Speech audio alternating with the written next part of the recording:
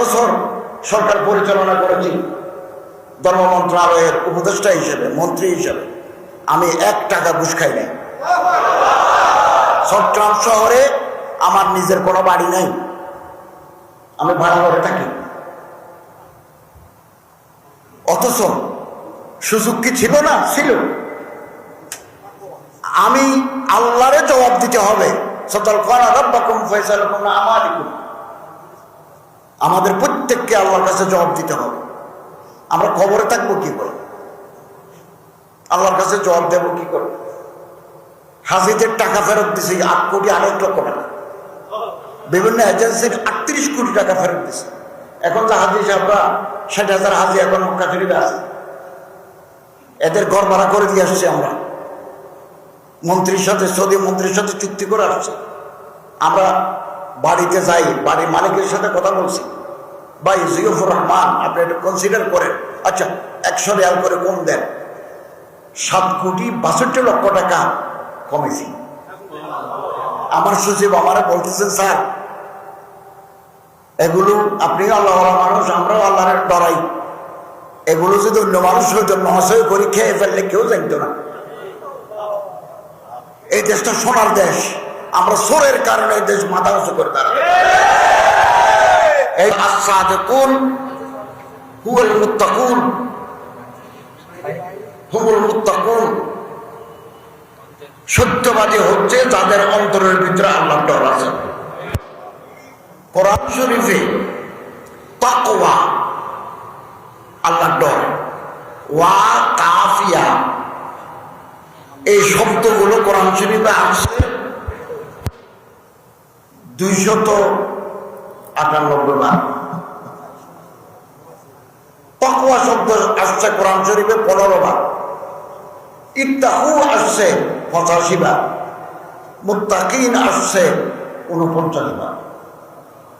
আল্লাহ বারবার রিপিট করছেন, আল্লাহরে ডরো, আল্লাহরে ডরো। এখন আমাদের অন্তরের ভিতরে, কলবের ভিতরে আল্লাহর ডর নেই। এই জন্য আমরা চুরি করি, এই জন্য আমরা ঘুষ খাই, এই জন্য আমরা সুদ খাই, এই জন্য আমরা সাদাবাজি করি, এই জন্য আমরা মানুষ খুন করি। আল্লাহর ডর না থাকার কারণ। নেককার মানুষের সাথে উঠা বসা, সহবত আমাদেরকে উপরে তুলে দেবে। খারাপ মানুষের সাথে উঠা বসা আমাদেরকে নিচে নামিয়ে ফেলবে। পৃথিবীতে মানুষ আছে 800 কোটি, বাংলাদেশে মানুষ আছে 18 কোটি।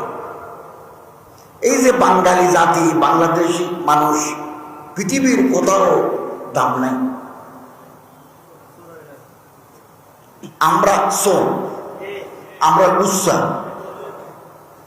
সুন্দরী মেয়ে দেখলে আমরা ভাবি যাই, সুন্দর ছেলে দেখলে, যাদের মুখে দাড়ি নাই, মোচ নাই, এদের দেখলে আমাদের মন উথল হয়ে যায়। এই জাতি কোনোদিন মাথা উঁচু করে দাঁড়াতে পারবে না যতক্ষণ পর্যন্ত আমরা আল্লাহর ডর পয়দা করতে পারি না। বিয়ে করে ফেলবো যাদের দরকার, বিয়ে করে ফেলবো। ফানকিহুল মা তাবা লাকুম মিনান নিসা ফানকিহুল আয়ামা মিনকুম ওয়াস-সালিহিনা মিন ইবাদিকুম। বিয়ে করে ফেলবো, বিয়ে ইবাদত, গুন্ডামি ছেড়ে দেব। আল্লাহ যদি কোনো মানুষকে বেইজ্জত করতে চান, ইজ্জতের মালিক আল্লাহ, ক্ষমতার মালিক আল্লাহ। তুতিল মুলকা মান তাশা ওয়া তানজিউল মুলকা মিম্মান তাশা।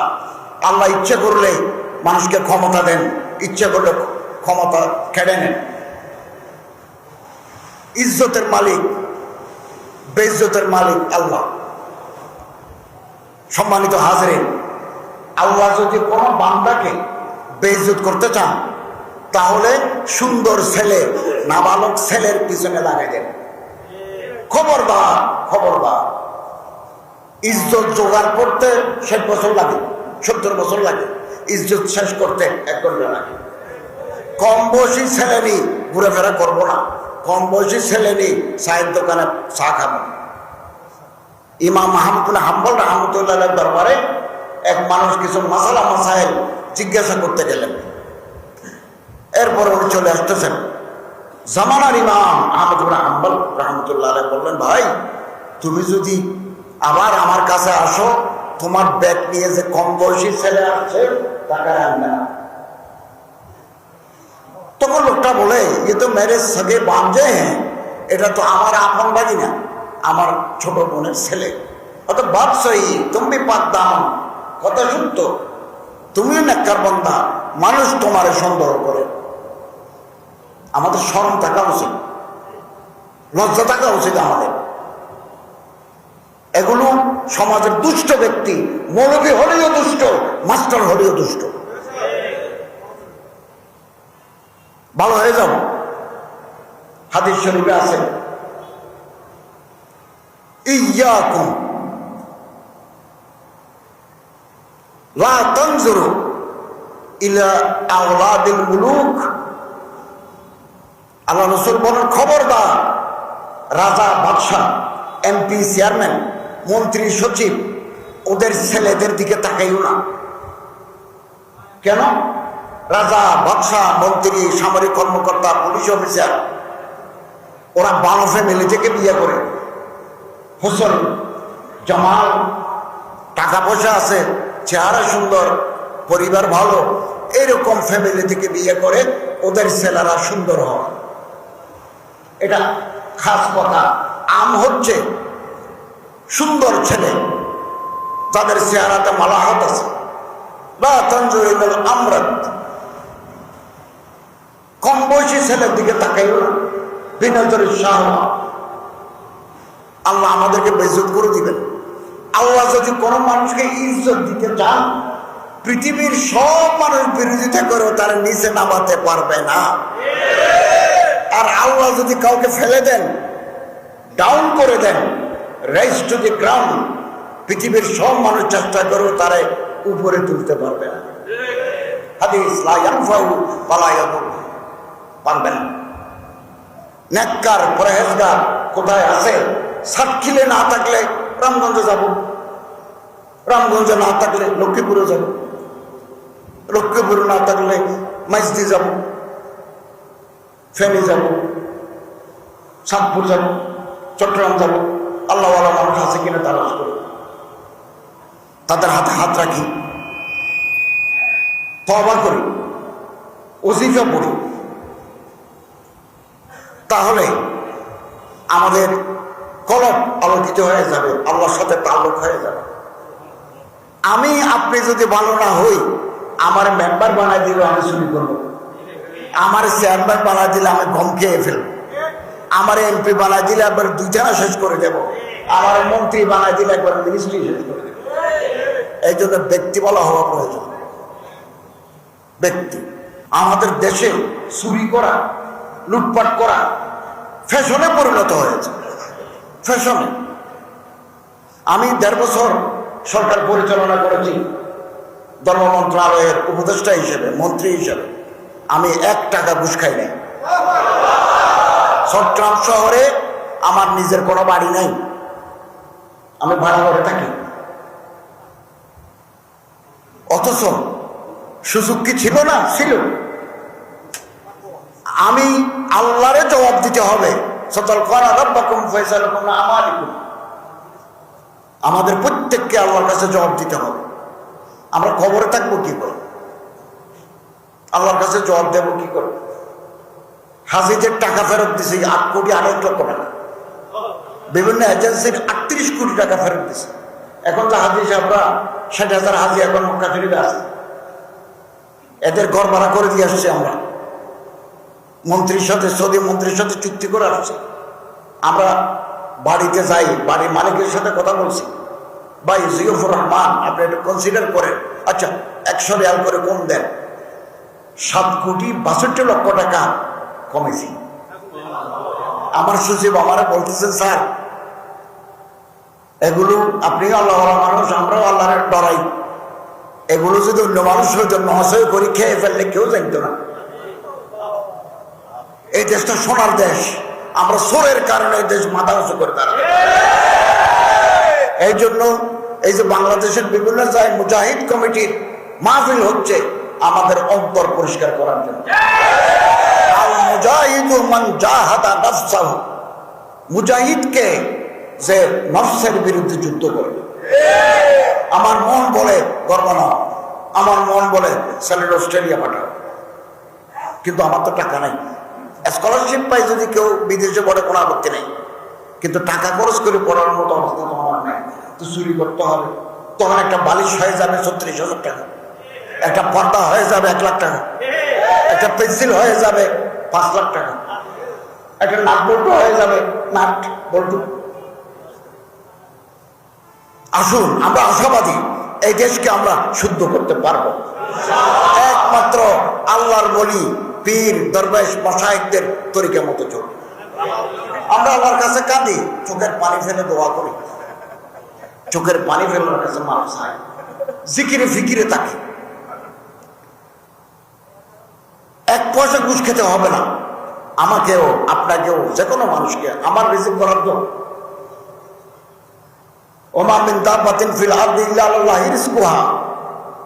যারা আল্লাহরে ডরায়, ওমান ইয়াত্তাকিল্লাহ ইয়াজআল লাহু মাখরাজা ওয়া ইয়ারযুকহু মিন হাইসু লা ইয়াহতাসিব, যারা আল্লাহরে ডরায় আল্লাহ তাদের ব্যবস্থা করে দেবেন, এমন রিজিক দিবেন আপনি কল্পনা করতে পারবেন।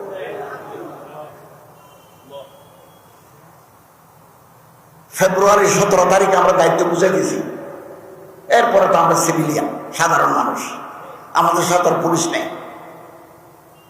এসবির লোক নাই, মানুষ আমাদেরকে টাকা দেয়। কারণ এখন তো আমি কোনো অর্ডার দিতে পারবো না, কারণ নতুন মন্ত্রী আসছেন, নতুন গভর্নমেন্ট। কেন দে? মোহাম্মত করি দে, আসমান থেকে আল্লাহ রিজিক দেয়।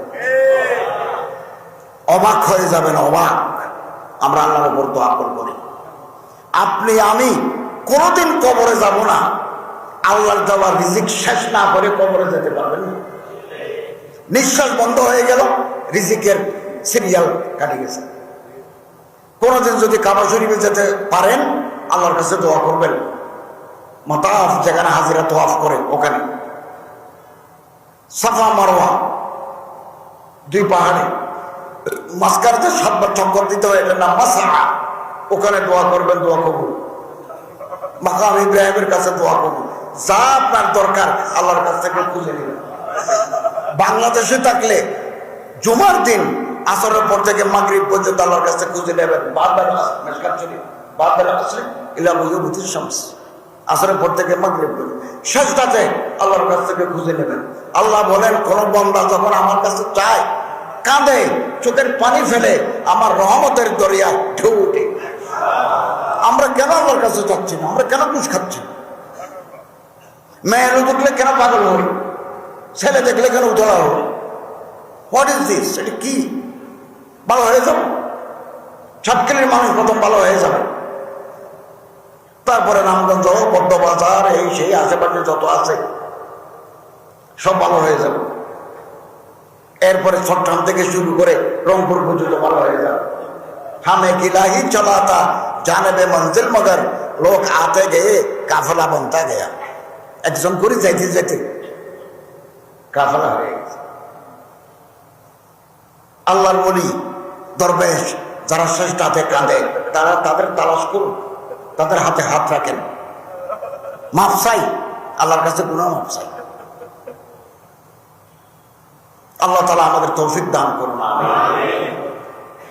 এই আমাদের পূর্ব দিকে অনেক দেশ আছে, কম্বোডিয়া, ভিয়েতনাম,